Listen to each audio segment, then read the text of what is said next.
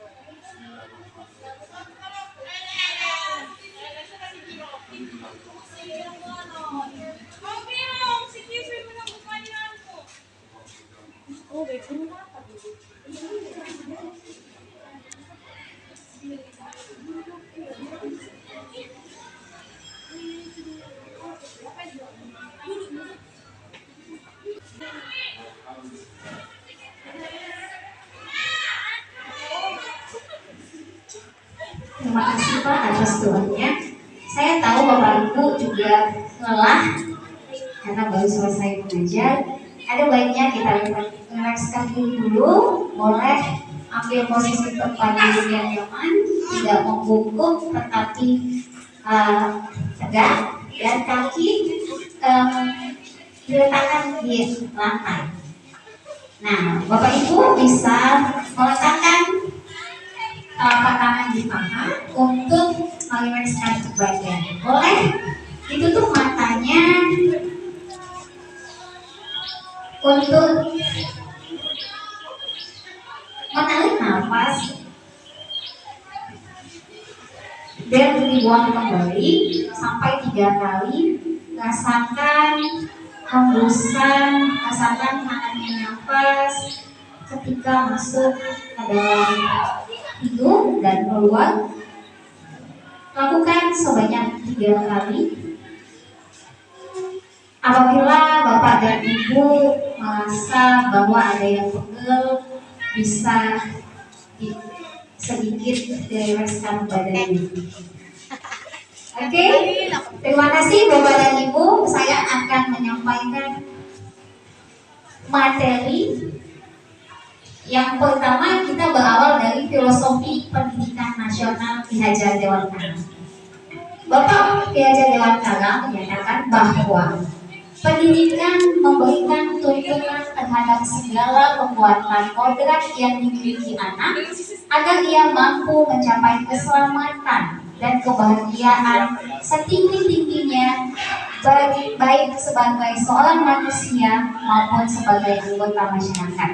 Inilah filosofi Bapak Ki Hajar Dewantara. Adapun nilai dan peran guru penggerak, yang pertama, nilai-nilai guru penggerak. Yang pertama itu berpusat pada murid, mandiri, reflektif, inovatif, kolaboratif. Sedangkan peran guru penggerak menjadi pemimpin pembelajaran di kelas, menjadi coach bagi guru lain, mendorong kolaborasi mewujudkan kepemimpinan murid. Inilah yang menjadi nilai dan peran guru penggerak. Hari ini akan kita bahas tentang budaya positif, disiplin positif, teori kontrol, teori motivasi, hukuman dan penghargaan, posisi kontrol guru dan kebutuhan dasar manusia, keyakinan kelas, dan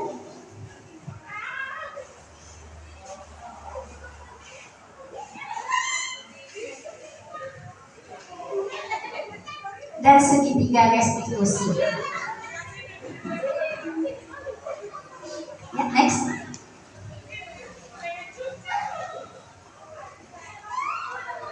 Ya, disiplin.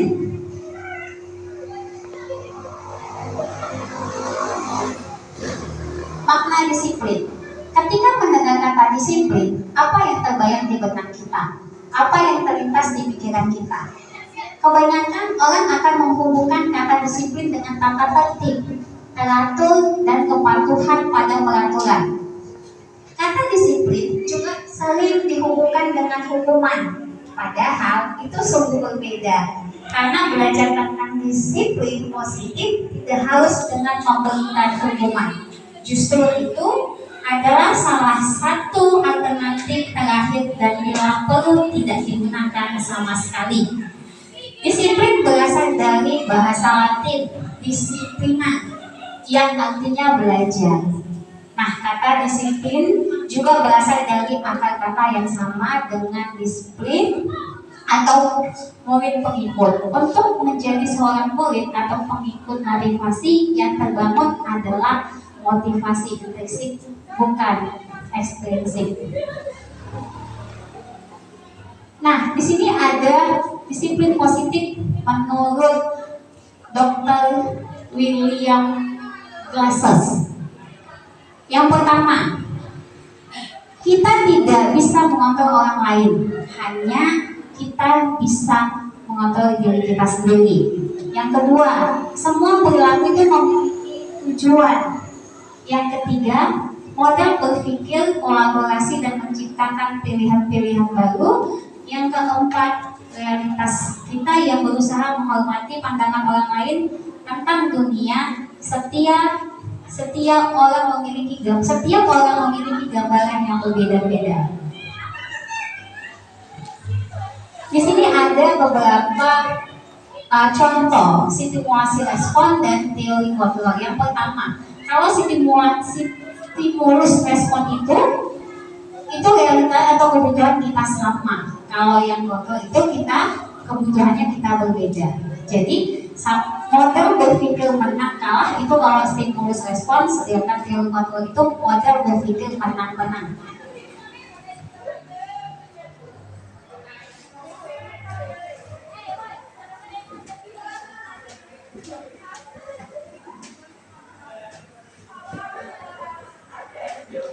Yang kedelapan,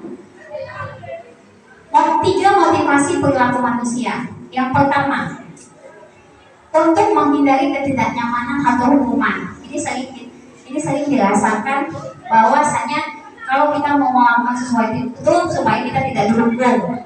Nah, ini adalah motivasi eksternal. Sedangkan yang kedua itu biasanya kita untuk mendapatkan imbalan. Jadi kalau kita sering mengatakan bahwa siapa yang menyelesaikan tugas akan dapat hadiah atau sebagainya. Sedangkan yang ketiga, untuk menjadi orang yang mereka inginkan dan mereka menghargai diri sendiri dengan nilai-nilai yang mereka percaya. Itulah motivasi internalnya. Kita masuk pada pembahasan restitusi. Apa itu restitusi? Restitusi adalah proses menciptakan kondisi bagi murid untuk memperbaiki kesalahan mereka, sehingga mereka bisa kembali pada kelompok mereka dengan karakter yang lebih kuat. Itu kata dosen 2004. Nah, restitusi itu bukan untuk menebus kesalahan, namun belajar dari kesalahan. Restitusi itu memperbaiki hubungan. Restitusi itu adalah tawaran, bukan paksaan. Restitusi menuntut untuk melibatkan ke dalam diri. Restitusi itu mencari kebutuhan dasar. Restitusi diri adalah cara yang paling penting. Restitusi fokus pada karakter, bukan tindakan. Ini ada 5 posisi kontrol restitusi. Yang pertama, ini ada beberapa contoh yang biasa kita lakukan. Yang pertama adalah restitusi penghukum. Ini sering kita mengatakan kepada anak-anak,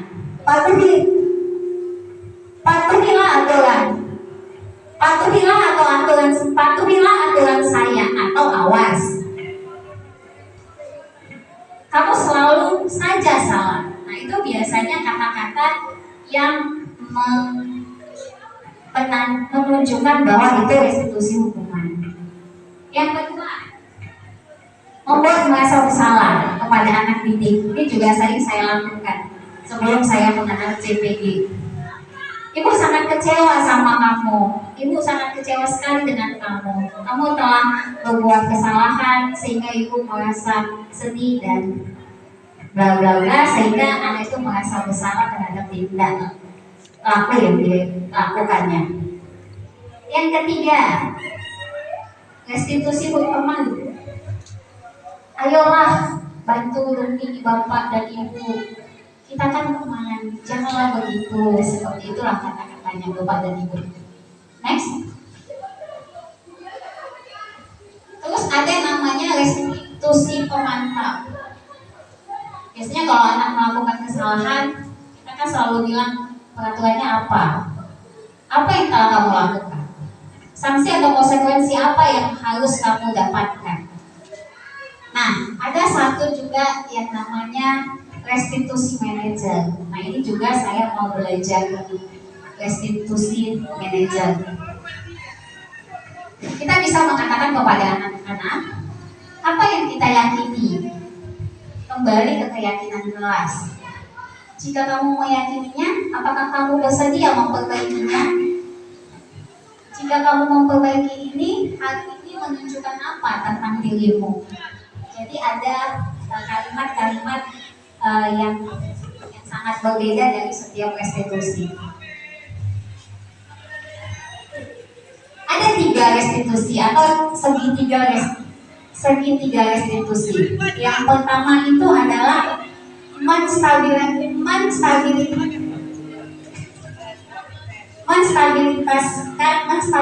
identitas. Yang kedua yaitu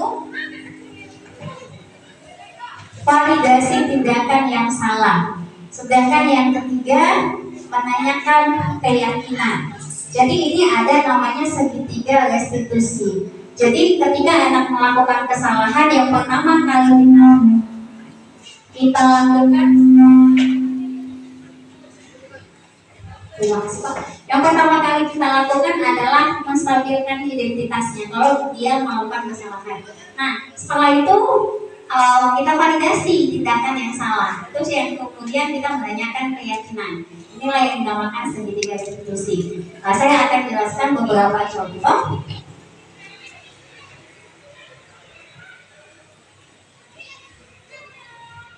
Bagaimana menstabilkan identitas? Biasanya guru berkata, berbuat salah itu hal yang manusiawi, tidak ada manusia yang sempurna. Bapak Ibu juga buat salah, kita pasti menyelesaikan permasalahan ini. Inilah salah satu contoh bagaimana kita menstabilkan identitas murid. Kalau misalnya murid melakukan kesalahan, kalau kamu menyalahkan dirimu sendiri terus-menerus, apakah kamu bersikap baik pada dirimu sendiri? Nah, seperti itu kalau menstabilkan identitas. Selanjutnya, setelah kita menstabilkan identitas, kita validasikan kebutuhannya. Biasanya guru berkata, kamu pasti punya alasan mengapa melakukannya. Apa yang penting bagi kamu? Apakah kamu bisa melakukannya dengan lebih baik besok lagi? Nah, jadi inilah salah satu kalimat-kalimat validasi kebutuhan. Nah, terakhir dari segitiga restitusi itu adalah menanyakan keyakinan. Biasanya guru berkata, apa nilai yang kita percaya di kelas atau di sekolah kita? Nilai-nilai universal apa yang telah kita sepakati? Kelas yang ideal itu seperti apa sih? Kamu ingin menjadi anak seperti apa dan lain sebagainya. Itulah yang menjadi pembahasan diskusi. Nanti saya akan memberikan contoh video, nanti Bapak Ibu bisa menyaksikannya. Nah, ini dia keyakinan kelas tadi. Tadi kita mungkin sebelumnya sudah menyebutkan apa sih sebenarnya keyakinan kelas itu, gitu. Apa bedanya dengan peraturan kelas? Nah, ini contoh keyakinan kelas. Ini kesepakatan. Ini salah satu kesepakatan di salah satu kelas di sekolah. Yang pertama adalah hormat. meyakini bahwa sangat penting untuk menghormati semua orang dan barang milik orang lain. Bekerja, kami meyakini bahwa sangat penting untuk mengerjakan segala pekerjaan atau mengikuti kegiatan yang telah dituliskan. Nah, ini adalah hasil-hasil keyakinan kelas yang sudah disepakati di salah satu sekolah. Ada juga diterima dan dimiliki. Kami meyakini bahwa sangat penting untuk merasa diterima pada suatu kelompok dan saling peduli satu dengan yang lain. Apa sih perbedaannya peraturan kelas dan keyakinan kelas? Nah, peraturan kelas itu adalah selalu mengembalikan buku ke tempatnya. Sedangkan keyakinan kelas itu berhubung dengan sifat-sifat baliknya, yaitu tanggung jawab. Peraturan dilarang mengganggu orang lain. Nah, keyakinan kelas itu menghormati orang lain. Kalau peraturan kelas itu hadir di sekolah 15 menit untuk pembelajaran dimulai. Sedangkan keyakinan kelas itu saling menghormati. Atau komitmen untuk datang disiplin. Ini adalah 5 kebutuhan dasar manusia.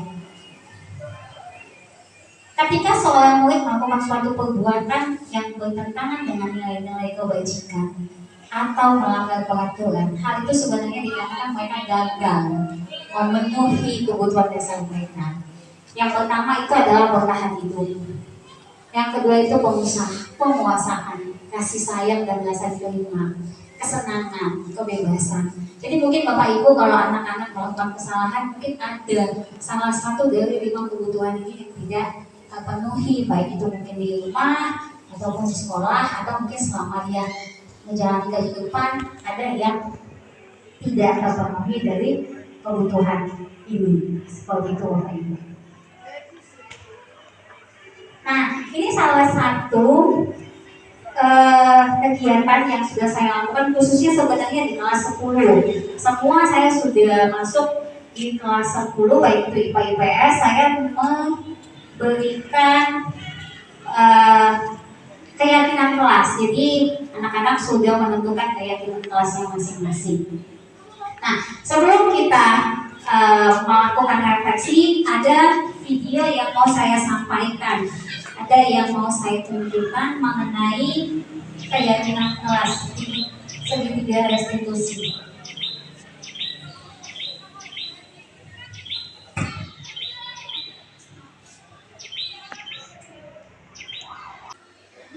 Ya, di kasus pertama di sini Christopher dan Moses datang terlambat dan memanjat pagar saat masuk ke dalam sekolah. Nah, ini adalah kasus-kasus yang sudah kita alami.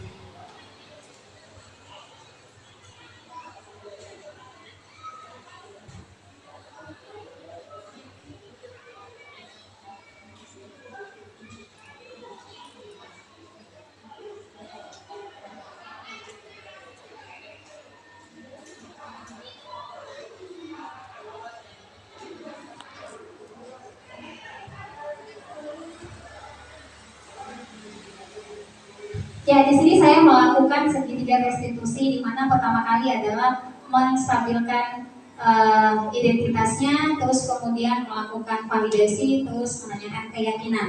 Maaf Bapak Ibu karena nggak keluar ininya, flash papernya.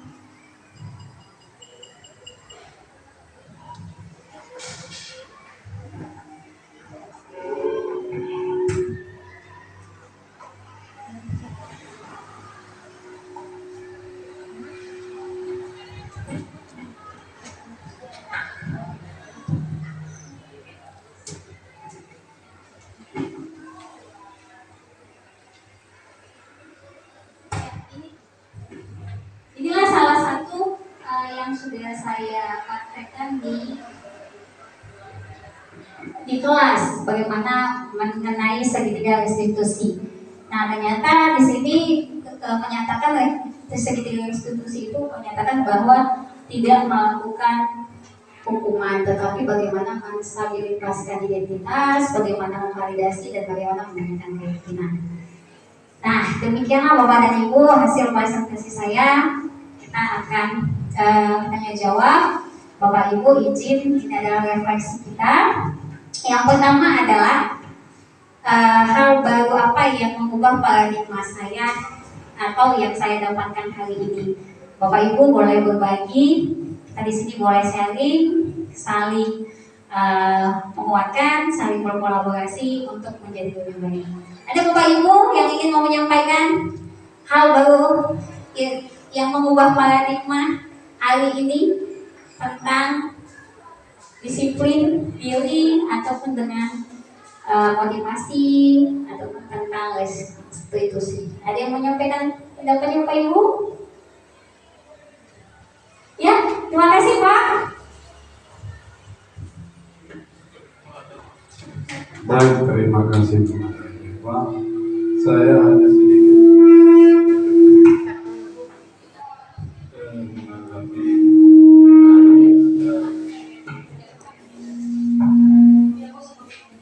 baik ada tadi tentang restitusi, ya. Tadi Ibu bilang ini tidak berbentuk hukuman, ya. Tetapi yang kita ketahui bahwa ini ada ganti rugi, ya, ada ganti rugi. Itu yang sepengetahuan saya. Jadi apakah bagaimana menurutkan ganti rugi tadi? Tidak hukuman tapi berbentuk ganti rugi.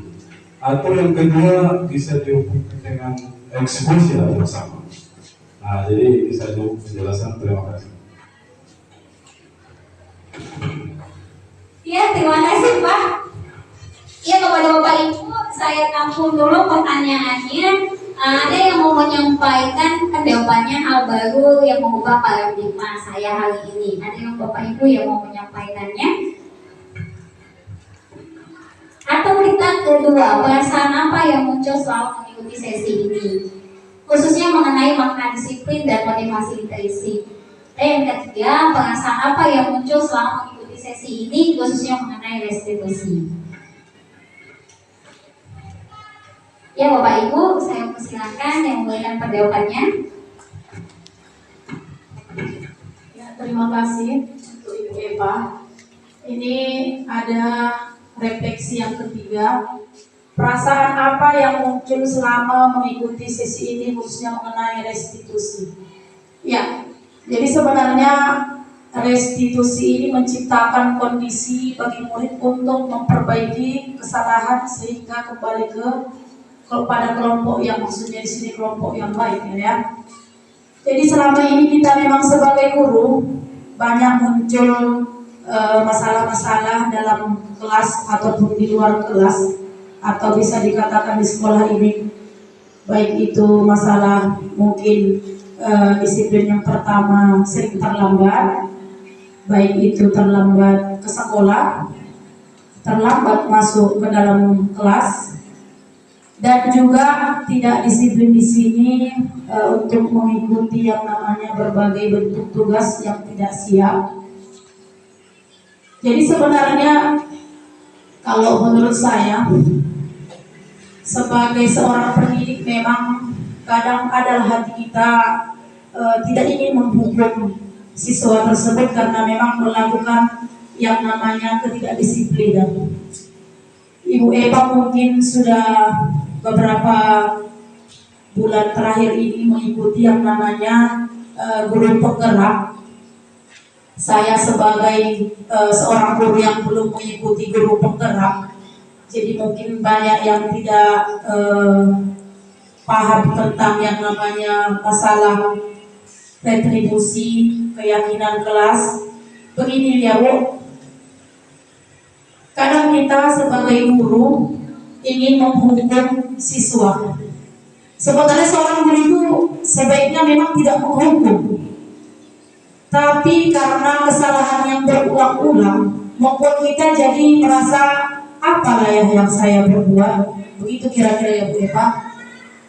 Ini Bu Eva sebagai guru angkatan kelima lah. Bagaimana kira-kira pendapat Ibu dari hati Ibu yang paling dalam, dan kebetulan Ibu adalah PK? Apa kira-kira solusi selain tadi ditegur dengan baik oleh guru, terus dinasihati, tapi anak tersebut tidak melakukan perubahan? bagaimana lah kira-kira solusi yang baik agar kami pun guru-guru di sini bisa berkolaborasi bersama wali kelas dan juga wakil kepala sekolah mungkin atau kepala sekolah. Terima kasih. Ya, terima kasih kepada Ibu Hanum. Ya, tadi di sini saya akan mencoba menjawab tentang tiga institusi.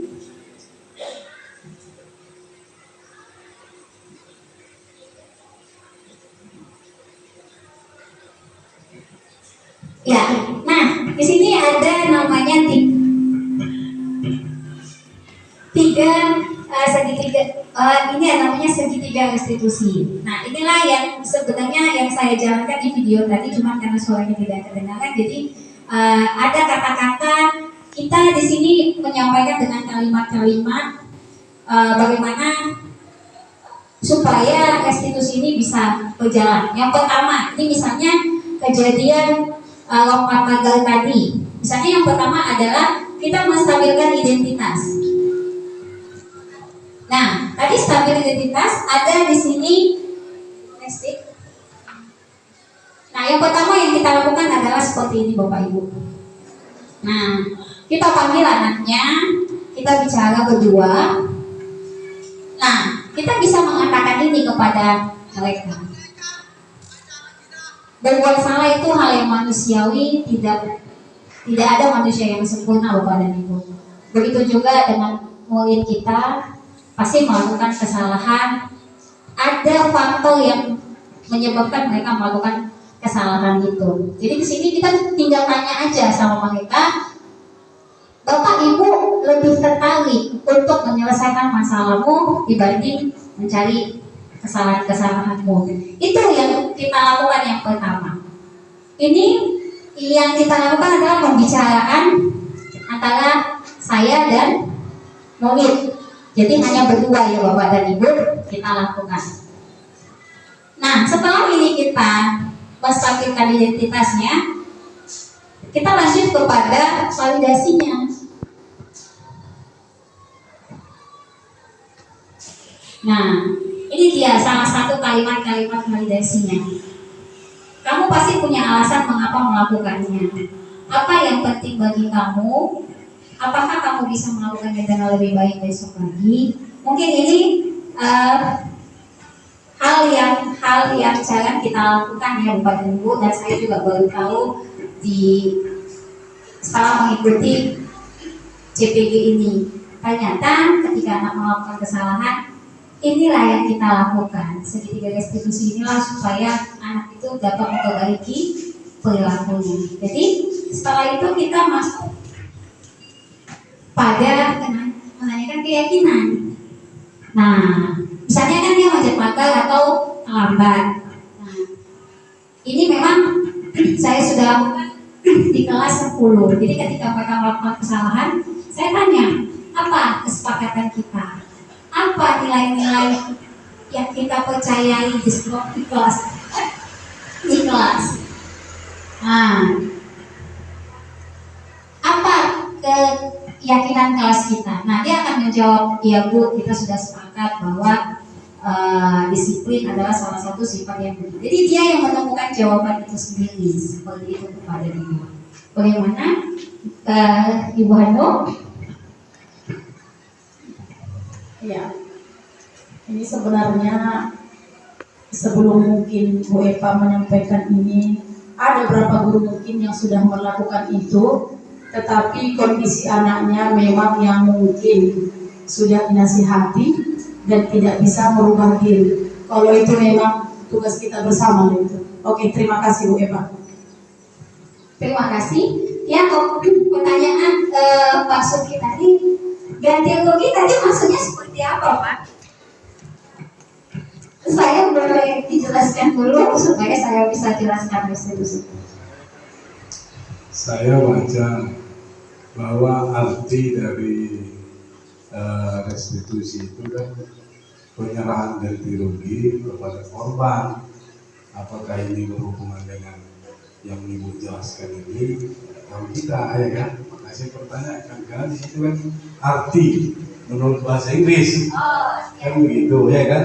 Nah, penyerahan ganti rugi kepada korban atau pihak ketiga. Itu dia. Oke.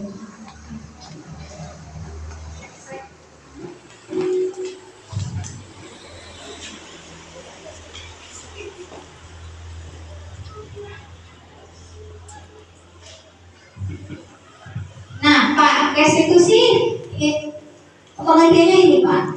Restitusi adalah proses menciptakan kondisi bagi murid yang memperbaiki kesalahan mereka sehingga mereka bisa kembali pada kelompok mereka dengan karakter yang lebih baik lagi. Inilah menurut si dosen, Pak, bahwa restitusi itu seperti ini. Perbaikan. Iya, Pak. Bukan ganti rugi ya. Bukan, Pak. Jadi restitusi ini adalah Biar agak apa nih? izin ke atas sih. Agak tinggi sedikit. Ya, di sini katanya bahwa restitusi itu memperbaiki hubungan. Terus yang pertama, restitusi itu sekali lagi ke bawah ke atas. Bukan untuk menebus kesalahan, namun belajar dari kesalahan. Begitu, Pak? Oke.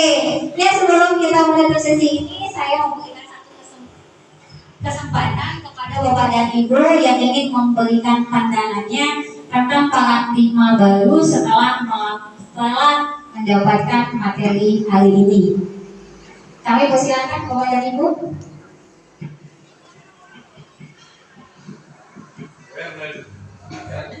Oh iya, silakan Ibu Erna.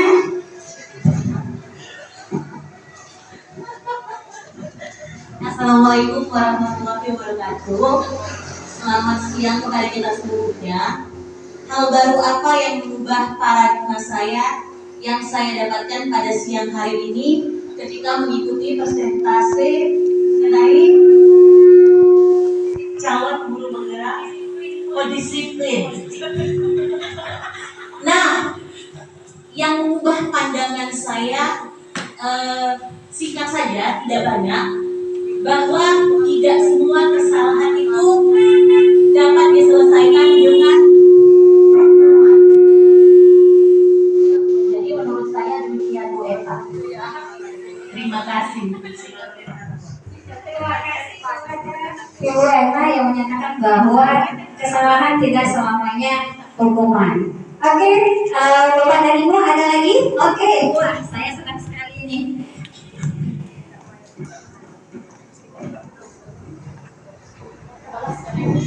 Terima kasih.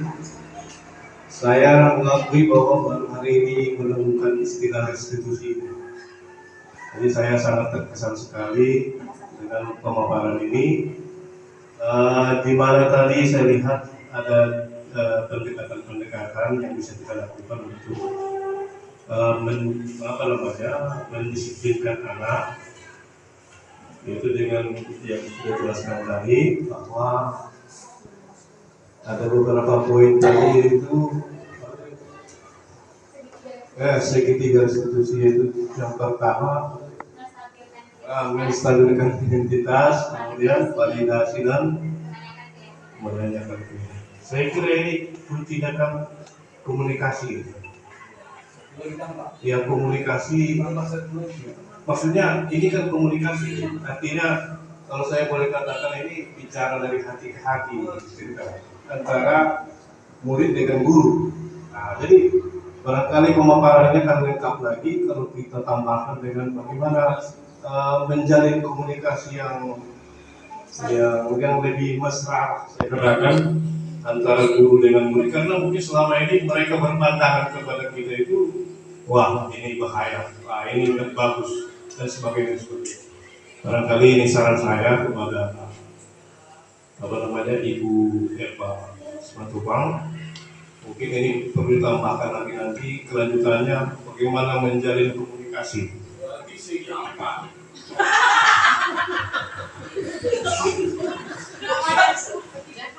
Ya, terima kasih Pak.